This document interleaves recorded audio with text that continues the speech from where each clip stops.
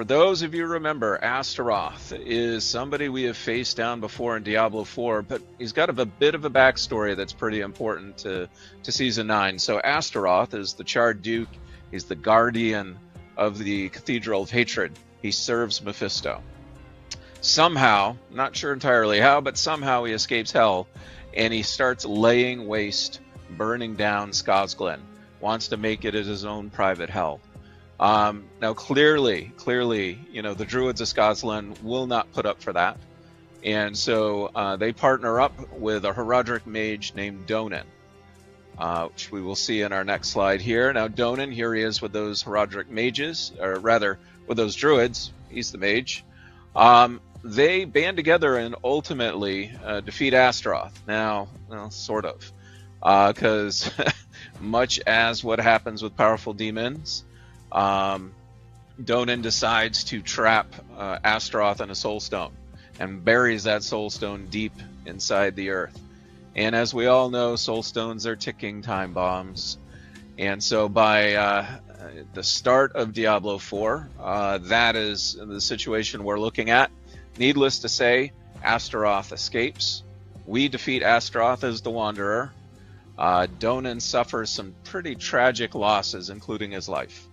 And so in Season 9, this is our starting point, and there's something else going on. Something else is stirring in Scosglen, and it's up to us to discover what's going on. So we are going to partner up with Briona. I believe we've got a image of Briona next. Now, Briona is a druid.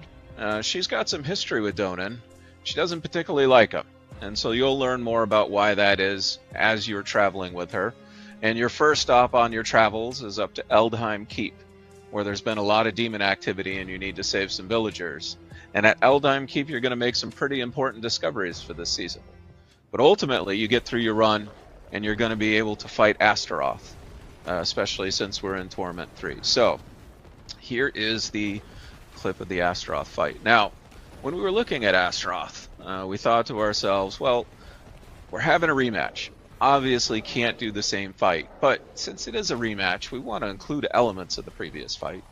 And so, you know, the fight starts with Astaroth astride his mount, and all of this part of the fight should be pretty familiar to you at this point. But then we want to start changing it up. And what better way to really create the feeling of a rematch is now that you get to fight Astaroth one-on-one. But, you know, even though the Amalgam is down, he's not out this time. And so the Amalgam is sitting in a pool regenerating, creating a hazard that you need to manage, while you also need to fight Astaroth. Of course, he can cheat and walk through the pool, but you can't. And so that's how the phases will escalate for Astaroth. And within the escalation sigil version of Astaroth, you even get new affixes and things like that that modify the fight even further. So we really tried to make this kind of a unique twist on a boss fight, something that you haven't seen before.